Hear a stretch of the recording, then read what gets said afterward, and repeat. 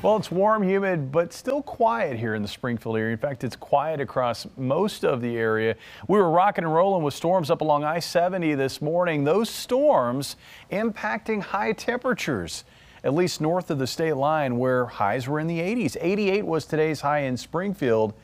That boundary drifting into northern Arkansas, so areas near and south of that boundary still managed to get into the low to mid 90s for highs today. And that was the prime spot for thunderstorms to develop late this afternoon, and they continue this evening across northern Arkansas. Still carrying a severe weather threat. We have still one severe warned storm here to the south of Melbourne, and also the threat of heavy rainfall. So what has been the setup for storms? Well, I mentioned that boundary.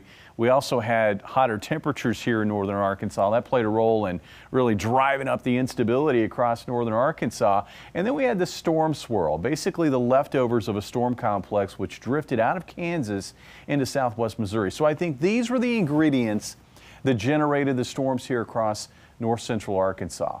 This activity is going to gradually move out of the area, but we've still got a cold front dropping in from the north. And later tonight, we're going to have an intensifying low-level jet. So we've got some additional ingredients on the table, which will keep the threat for storms going overnight tonight and into the morning hours on Wednesday. And I think the focus area for these storms is going to be southern Missouri and northwest Arkansas into northeast Oklahoma.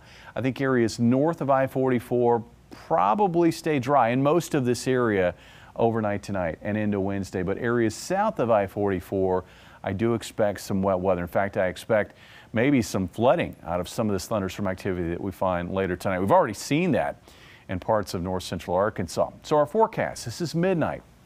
These are the storms that are occurring right now.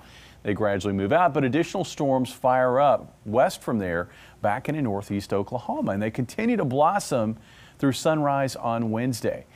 During the morning on Wednesday, that threat for thunderstorms will gradually shift south across Arkansas, but there will likely be some rain lingering across northern Arkansas into maybe southernmost Missouri through mid-morning on Wednesday before that activity kind of pulls out of the area. We should get into some sunshine along and north of Highway 60 and along the boundary as the cold front as it's dropping south. We could see a few additional spotty showers and thunderstorms south of Highway 60 late tomorrow afternoon into the evening hours. Again, this area south of I-44, that's where I expect the storms overnight tonight into tomorrow morning. That's where we're going to have the threat of heavy rainfall and maybe flooding because it looks like the atmosphere is certainly souped up, and there will be that potential for a lot of spots to pick up between 1 and 3 inches of rainfall here, and some spots may see more than that. Temperatures tonight will drop off to about 71. Looks like a high of about 84 tomorrow afternoon. Looking ahead to tomorrow night, looks like starry skies and a low of about 65. And Thursday looking good. 82 for the high with lower humidity and a nice breeze out of the northeast.